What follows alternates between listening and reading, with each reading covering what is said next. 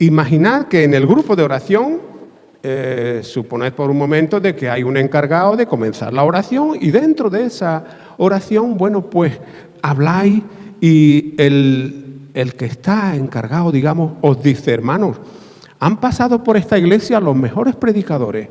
Nos hemos enriquecido con la palabra que nos han traído un montón de hermanos. Nos estamos enriqueciendo con la palabra de nuestro pastor. Pero, ¿por qué no nos ponemos en oración y pedimos al Señor que nos mande a alguien del más allá? A ver si nos cuenta algo. Ya prácticamente lo sabemos todo o casi todo. Pero, ¿por qué no nos ponemos en oración y pedimos al Señor que nos mande a alguien del más allá y que nos predique? Imaginaros todo esto. Entonces, imaginaros también de que el Señor hoy contesta vuestras oraciones referente a una visita de alguien del más allá y hoy se presenta aquí. Esa oración está cumplida y hoy se presenta aquí. Quiero decir que yo voy a ser esa persona.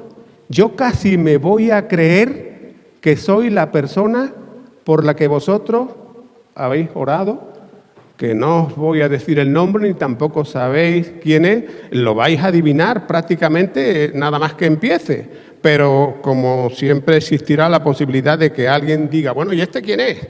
Pues entonces ya me presentaré. ¿Tenéis claro lo que quiero que imaginéis? Bueno, pues dicho esto, mis hermanos, cuando yo haga así otra vez, me convertiré en ese personaje por el que habéis orado y vosotros debéis hacer el esfuerzo de creer que no es Ramón el que está aquí enfrente, sino un personaje bíblico por el que vosotros habéis orado.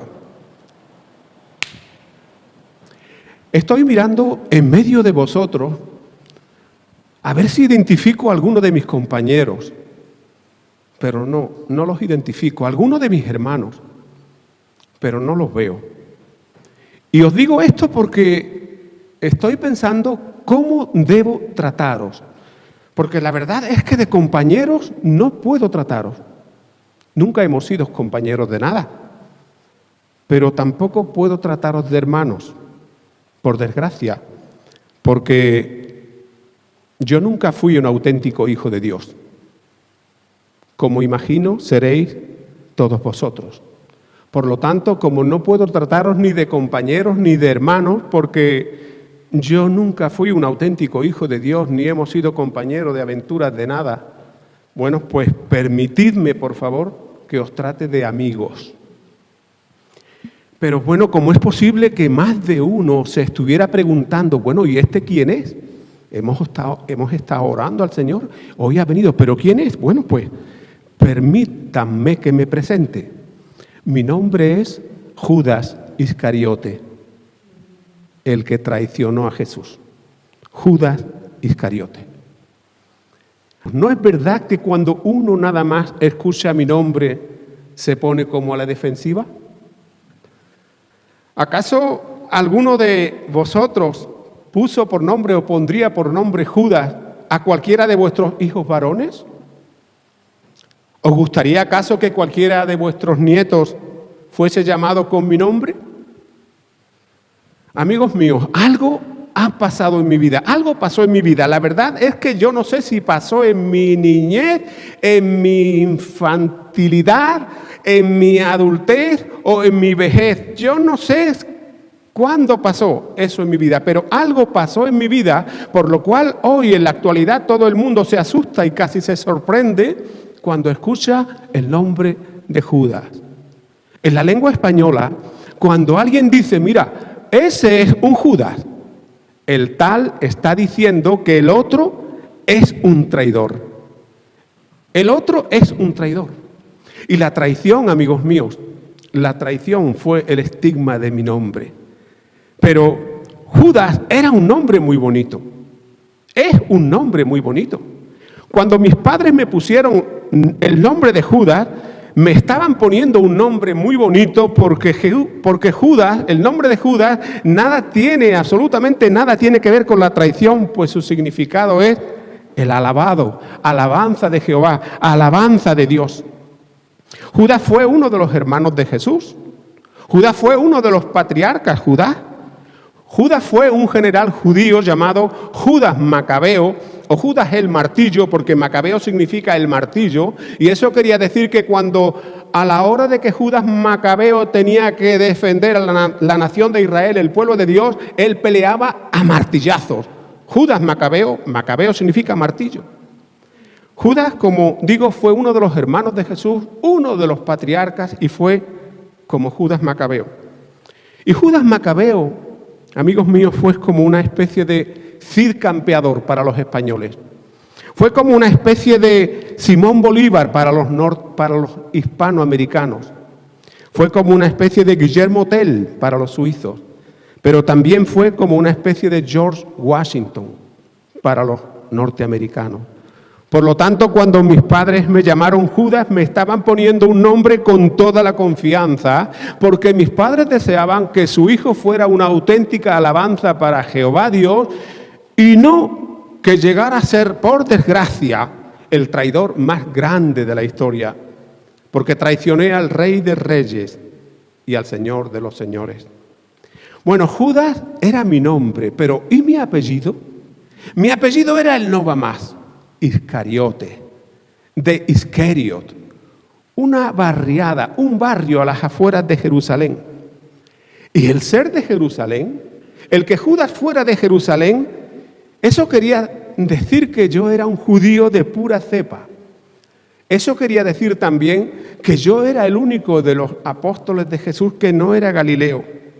Por lo tanto, el ser de Jerusalén significaba que yo tenía un lenguaje un poquito más refinado que los demás compañeros. Y ser de Jerusalén también significaba que yo tuve que dejar 150 kilómetros atrás para desplazarme a Galilea, porque Jesús se movió mucho por Galilea y tuve que desplazarme 150 kilómetros atrás. Y mientras, insisto, los otros estaban en Galilea disfrutando de sus barcos, de su pesca, de su familia, de su mar, yo tuve que dejar a mi padre, a mi madre, a mi familia, tuve que dejar mi trabajo, lo tuve que dejar todo por ir a seguir a Jesús. Y ser de Jerusalén también significaba que yo pude estudiar en la Universidad de Jerusalén.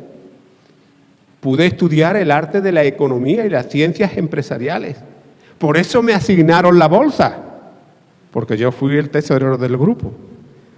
Y fijaros, amigos míos, el día que Jesús me dijo, sígueme, fue el día más precioso de mi vida. Ahora, ¿por qué me eligió Cristo a mí? Pues a mí me eligió, pienso yo, que por el mismo motivo que eligió a los demás. Éramos jóvenes con muchos ideales. Y bueno, escuchamos a un predicador que predicaba lo que predicaba y teníamos la esperanza de que las cosas empezaran a cambiar en aquel sistema tan corrupto, el sistema político que habían traído los romanos. Y cuando supimos que el maestro quería cambiar las cosas, pues la verdad es que Cristo nos sedujo a todos. Me sedujo a mí y me sentí feliz de seguir a Jesús. Y estuve con Jesús. Qué tiempos aquellos. Yo presencié, amigos míos, los milagros más grandes que podáis imaginar. Yo vi a los ciegos ver, a los cojos y paralíticos andar, a los mudos hablar, a los muertos resucitar. Y cuando vi que 5.000 personas se llenaban sus barriguitas con el pan y con el pez o los peces que Él multiplicó, entonces me dije, aquí tenemos al mejor ministro de Economía que el mundo jamás ha visto. Amigos míos, yo escuché lecciones magistrales de Jesús, dije amén a todos sus sermones. Y cuando le oí decir que el reino de los cielos era semejante a un rey, entonces me dije, ¡ay, pillín, que va a establecer la monarquía! Él será el rey y seguramente que a mí me dará la cartera de Hacienda. Un escritor cristiano escribió sobre mí y dijo, Judas, el hombre que pudo haber sido, pero que nunca fue. Amigos míos, yo nací en un hogar hermoso. Tuve unos padres piadosos. Me pusieron un nombre precioso y pasé 3 años gloriosos con el mejor de los maestros. Pero en realidad soy aquel hombre que pudo haber sido y que nunca fui. Y de una manera muy sencillita y simple, querría explicaros, querría contaros qué fue lo que sucedió en mi vida. ¿Sabéis por qué yo no pude ser como Juan o como Pedro? O como cualquier otro de los compañeros apóstoles. Pues porque en mi corazón había algo llamado ambición mundanal, avaricia y codicia. Fijaros, hay un gusano que se llama oruga rastrera. Este gusano, a pesar de ser un bicho muy desagradable, se convierte luego en una gran y preciosa mariposa alada. Pero fijaros, esa oruga tiene un mortal enemigo. Ese mortal enemigo es una avispa. Esa avispa llega a la oruga, se posa encima de la oruga, pica a la oruga y con su aguijón le inyecta una larva, y esa larva irá comiendo y comiendo del interior de la oruga. La oruga no se dará cuenta ni sentirá dolor, pero esa larva se comerá todas sus propiedades, de manera que ya nunca a esa oruga le saldrán las alas. Ya nunca se convertirá en mariposa y siempre será una oruga rastrera. Pues eso fue lo que me sucedió a mí. Eso fue lo que me sucedió a mí. Yo dejé que el diablo clavara su aguijón de muerte en mi alma y en mi corazón tan profundamente, y dejé que la larva de la avaricia, la larva de la codicia, la larva del rencor y del resentimiento se colocaran de tal manera en mi vida que ya nunca me saldrían alas. Alas para volar a la santidad que Dios reclamó de mí, pero que también va a reclamar de todos vosotros. Y lo va a reclamar porque la carta a los Hebreos dice que debéis buscar la paz y la santidad con todas las personas, y que sin la santidad nadie verá al Señor. Pero insisto, amigos míos, ¿por qué yo no pude ser como los otros apóstoles, como Juan, como Pedro? ¿Es que pensáis que ellos fueron mejores que yo? ¿Es que pensáis que ellos no cometieron pecados tan graves como los que cometí yo, como el que cometí yo? Fijaros, los evangélicos han llamado a Juan el discípulo del amor. El discípulo del amor. Pero ese discípulo del amor, cuando entramos en Samaria y no nos recibieron, pidió a Jesús y le dijo: Señor, manda que venga fuego del cielo y que los consuma a todos. ¿Eso es amor? Y el muy cobarde dijo de mí que yo era un ladrón y por eso quería tener la bolsa, pero me lo dijo cuando yo ya me había suicidado y ya no podía replicarle. ¿Y qué decimos, por ejemplo, de Pedro? ¿Es que no traicionó Pedro a Jesús cuando más necesitado estaba del cariño y del amor de sus discípulos? Juro que no le conozco, dijo Pedro. Yo no hubiera hecho ese juramento. El juramento para un judío era sagrado y yo no hubiera hecho ese juramento. Pero entonces, amigos míos, ¿por qué no pude ser como Juan o como Pedro, como cualquiera de los otros apóstoles? Pues la cosa es bien sencilla. Ellos reconocieron sus pecados, fueron a Jesús y le pidieron perdón. Pero yo permití que la larva de la avaricia, de la codicia y del pecado dominara tanto mi vida que, como os acabo de decir, ya nunca me saldrían alas para volar a la santidad que Dios, insisto, reclamó de mí, pero que también va a reclamar de todos vosotros. Fijaros, un pintor de Roma que estaba pintando la Santa Cena buscaba un hombre para que le sirviera para ponerle rostro a Juan, el discípulo del amor. Este pintor buscó por todos los barrios de Roma hasta que lo encontró. Pero como años más tarde aún le quedaba la cara de Judas, entonces se tiró a los barrios más bajos de Roma a buscar la cara de un hombre duro, un hombre tosco, un hombre marcado por el vicio y por la lujuria. Y cuando lo encontró, le dio unas monedas y le llevó a la Capilla Sixtina, que era donde estaba pintando la Santa Cena. Y cuando el hombre entró allí y vio la pintura, se le quitó hasta la borrachera que tenía. E incluso hasta el pintor le dijo: amigo, ¿qué te ha pasado? ¿Qué te ha pasado? ¿Hay algo que le haya impresionado? Y este hombre, Judas, le dice: me impresioné porque la cara que tiene Juan era igual que la mía hace unos cuantos años. Igual que la mía. ¿Qué cambio más grande, amigos míos, el de mi vida? ¿Qué cambio más grande el de mi vida? Fui criado en un hogar piadoso. Estuve con Cristo 3 años gloriosos, pero en mi vida nunca desaparecieron ni la avaricia, ni la codicia, ni el pecado. Y no solo eso, sino que nada bueno creció en mí. Jesús, el tiempo transcurría y Jesús había sido invitado a casa de Simón el leproso, y mi corazón ya estaba enfadado porque yo no veía los cambios que consideraba que el Señor tendría que haber traído. Él hablaba de un reino y poco después hablaba de sufrimientos para él y para sus seguidores. Y mi vida se hundía, porque yo eso no lo entendía. Mi vida se hundía, amigos míos. Mi vida se hundía y yo tenía que hacer algo. Y cuando vi que una mujer ungió a Jesús con un perfume de nardo, dije: seguro que lo recordaréis porque está escrito, ¡qué derroche! ¡Qué derroche! Pero nunca olvidaré lo que Jesús me dijo en aquel día: Judas, deja tranquila a esta mujer.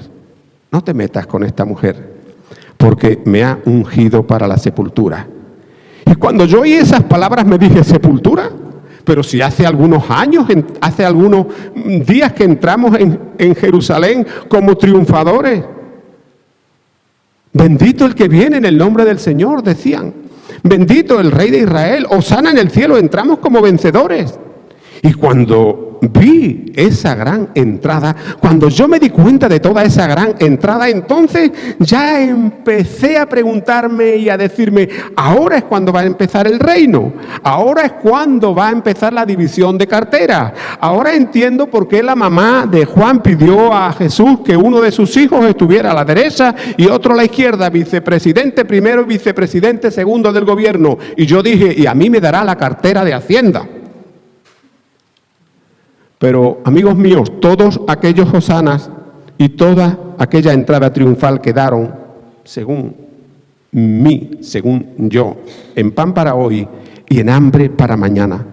Y mi vida se hundía poco a poco, amigos míos. Mi vida se hundía y yo no podía permitirlo. Y sí, es verdad que aprendí lecciones magistrales de Jesús, pero ahora me quedaba sin un duro, sin un céntimo. Porque claro está, la bolsa, la que yo llevaba, la maldita bolsa, Jesús hizo cientos de milagros, pero nunca hizo uno para que la bolsa estuviera llena. Así que cuando empecé a pensar en todo esto, entendí que ese era el final. Y fue entonces que me dije: si vendo a Jesús, lo convertiré en un mártir, y yo pasaré a la historia por haber librado a la humanidad de alguien que quiso instaurar un reino, pero nunca lo consiguió. Pero quiero deciros algo que nunca deberíais olvidar: que yo nunca entendí la clase de reino que el Señor vino a instituir. Y pensando en la clase de reino que el Señor vino a instituir y que yo no entendí, os pregunto: ¿habéis entendido vosotros de verdad cuál es el reino que el Señor quiere instituir en medio de vosotros? Y pensando en todas estas cosas, amigos míos, fui a ver a Caifás. Fui a la casa de Caifás. Y Caifás era como yo: codicia, avaricia y soberbia. Qué bien nos entendemos los avariciosos, pero cuánto nos odiamos. Así que sin entretenerme, llegué a la puerta, llamé a su casa. Caifás me abrió. Y como yo sabía convencerle de todos mis planes, sin entrar en rodeos, le dije: Caifás, ¿cuánto me daréis y yo os entregaré a Jesús? Tendríais que haber visto la cara que puso Caifás, porque ellos deseaban la muerte de Jesús, pero no sabían cómo hacerlo, y yo se lo iba a poner en bandeja. Y como yo sabía que después de la cena Jesús iría al huerto a orar, entonces le expliqué a Caifás que ese sería justo el momento para entregar a Jesús. ¿Cuánto me daréis?, le dije otra vez a Caifás. Y qué legalistas que eran los sumos sacerdotes. Me asignaron 30 monedas de plata.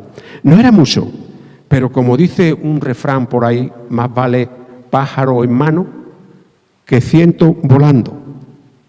La cena ya estaba preparada y comenzamos a cenar.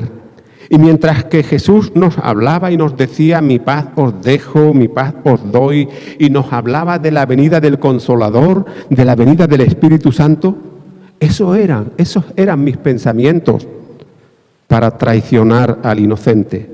Esos eran mis pensamientos para traicionar al inocente. Pero por favor, no penséis que vosotros sois mejores que yo. No penséis que sois mejores que yo, porque vosotros también le traicionáis cuando estáis en vuestros pensamientos.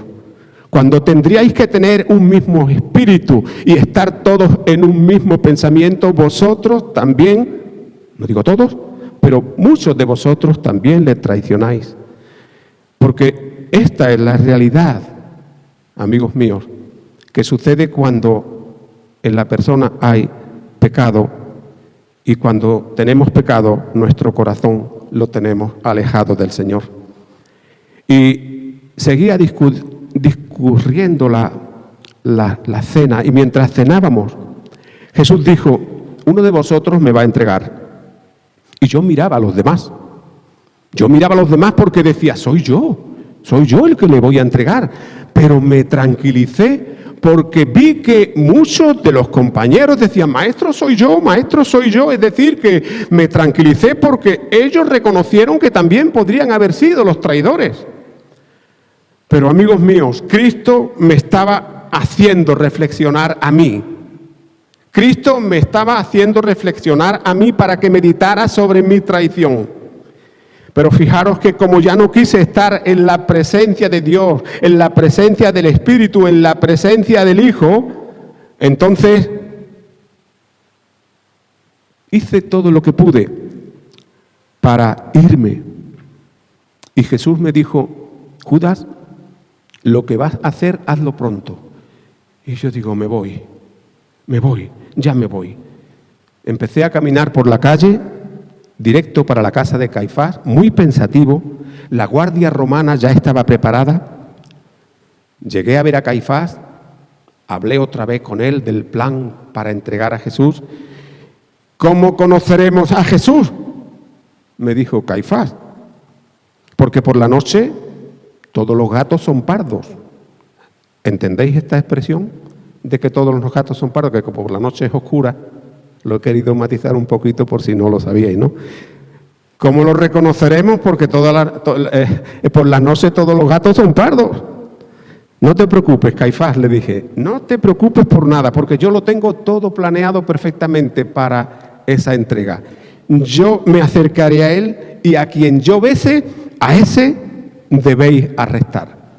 Así que fuimos caminando todo, Caifás, la guardia romana, los soldados, fuimos caminando poco a poco hasta el huerto de Getsemaní.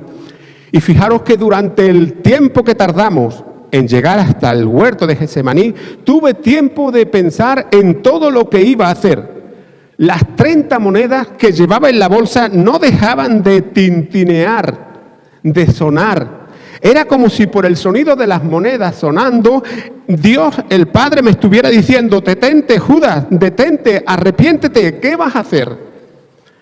Pero amigos míos, ya mi corazón era como el de aquella oruga rastrera, y ya nunca me saldrían alas para volar a la santidad. Ya nunca me saldrían alas. Y fijaros también que aún Jesús me hizo reflexionar con algo que me dijo: Judas, ¿con un beso traicionas al Hijo del Hombre? ¿Con un beso traicionas al Hijo del Hombre? Amigos míos, se besa por amor, se besa por respeto, se besa por cariño e incluso también se besa por compromiso, para sellar un pacto. Pero yo besé por traición. ¿Os dais cuenta cómo se puede llegar a tener el corazón si dejamos que la larva de la avaricia, de la codicia y del pecado destrocen nuestra vida? Insisto, ¿os dais cuenta cómo podéis llegar a tener el corazón si todas estas larvas, que la podría resumir como la larva del pecado, destrocen nuestras vidas? Y así fue, amigos míos, como traicioné a Jesús. Yo iba solo y muy pensativo por las calles. Aquellas monedas no dejaban de tintinear, de sonar y sonar.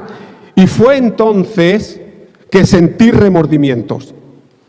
Y sentir remordimientos, que no es arrepentimiento, insisto, y sentir remordimientos porque aún la gracia de Dios, aún la gracia general de Dios permite que tengamos ese sentimiento para que sepamos que hemos pecado.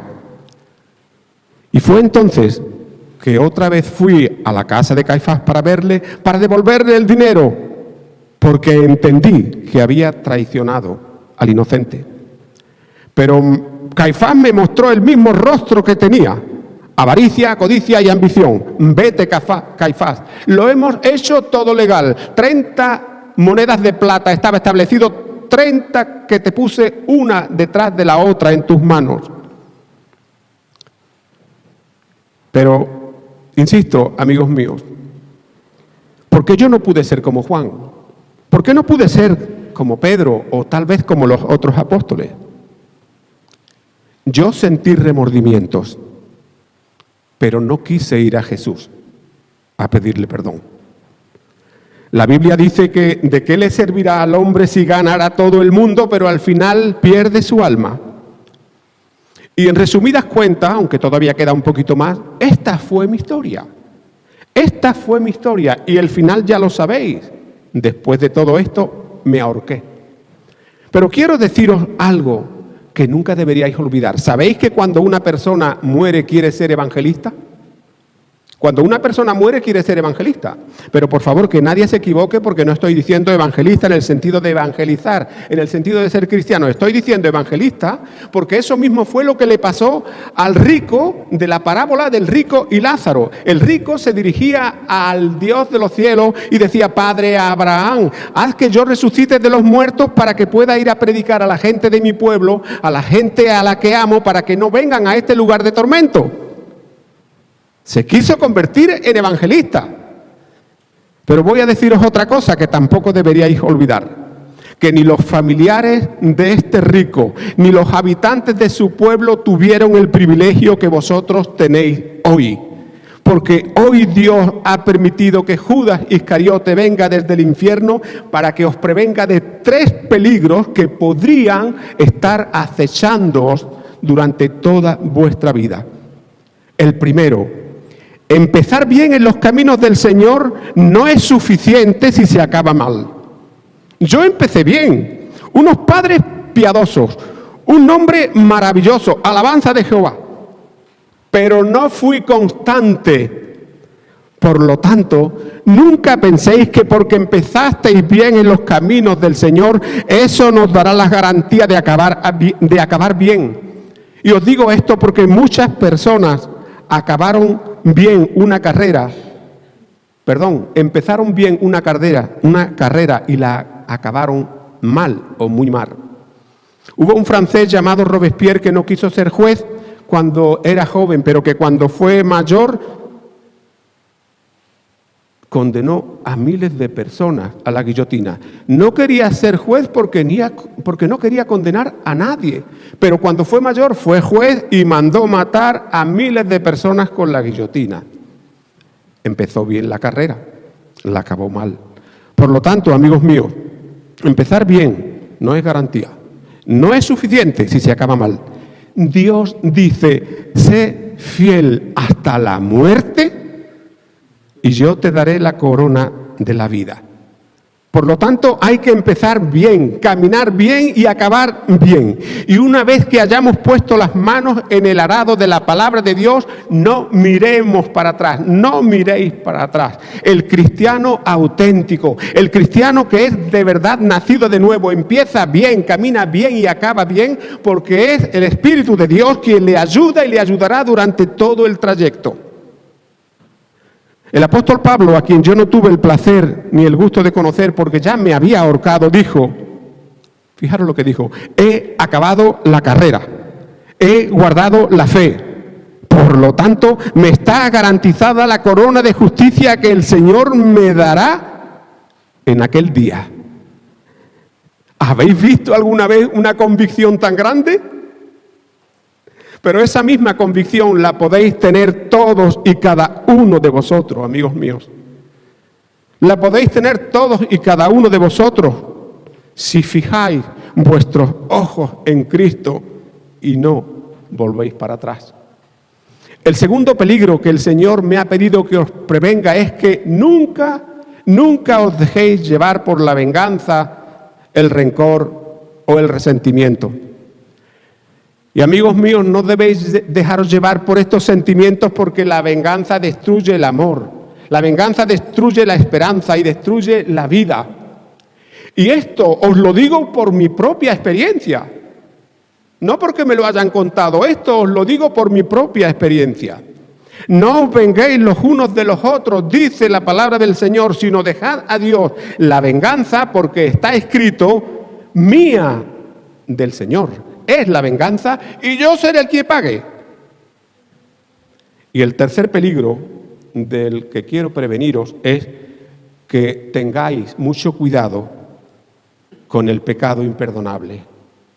El pecado imperdonable es aquel que se ha discutido mucho. Hay algunos que dicen que podría ser el que ha definido ese pecado como la blasfemia contra el Espíritu Santo. Voy a deciros la última cosa que nunca deberíais olvidar en vuestra vida. Que a mí no me llevó al infierno el traicionar a Jesús. A mí no me llevó al infierno el traicionar a Jesús. Y os digo esto porque si yo hubiera traicionado a Jesús 70 veces, ninguna de las 490 veces me hubiera condenado, sino que me hubiera perdonado si me hubiera arrepentido de verdad. ¿Sabéis qué fue lo que me llevó al infierno? El no querer recibir el perdón de Dios. Eso fue lo que me llevó al infierno. El no querer recibir el perdón de Dios. El no querer ir a Cristo y decirle, Señor, he pecado, perdóname. Y es por eso, amigos míos, que quiero preveniros contra la soberbia que podría hacernos negar al Señor para que no le digamos, Señor, he pecado, perdóname. Quiero recordaros que hubo un hijo pródigo que pecó. Y cuando este hombre vio que su vida se perdía, dijo, me levantaré e iré a mi padre y le diré, Padre, he pecado contra el cielo y contra ti, perdóname. El padre le perdonó. Eso fue lo que yo tendría que haber hecho, pero no lo hice. Y ya no puedo hacerlo. Pero vosotros sí podéis ir al Señor de verdad y de corazón y decirle, Señor, he pecado este pecado. Padre, perdóname. Y el Señor os perdonará. Si yo hubiera ido a Jesús, a pedirle perdón, Él me hubiera perdonado. Me hubiera puesto un vestido nuevo, un anillo en mi mano. Y mirándome a los ojos me hubiera dicho, ven a mi lado, Judas, porque a pesar de lo que hiciste, tú serás alabanza de Jehová, que es lo que significa ese nombre, alabanza de Dios. Ya me están llamando, ya me tengo que ir. Y fijaros, desde el infierno clamo a Dios para que esta historia no se repita con ninguno de los que estáis aquí. Y por último, amigos míos, me gustaría acabar con un himno antiguo que ya se canta muy poco. Un himno que deberíais llevarlo en vuestros corazones durante toda la vida. Ese himno dice así: si estoy con motivos de dolor, Cristo, Si por mi causa el débil tropezó, si en tus pisadas yo seguir no quise, perdón te ruego, mi Señor y Dios. Escucha, oh Dios, mi confesión humilde y líbrame de tentación sutil. Preserva siempre mi alma en tu rebaño. Perdón te ruego, mi Señor y Dios. Si vana e inútil mi palabra ha sido, si al que sufría en la aflicción dejé, no me condenes tú por mi pecado.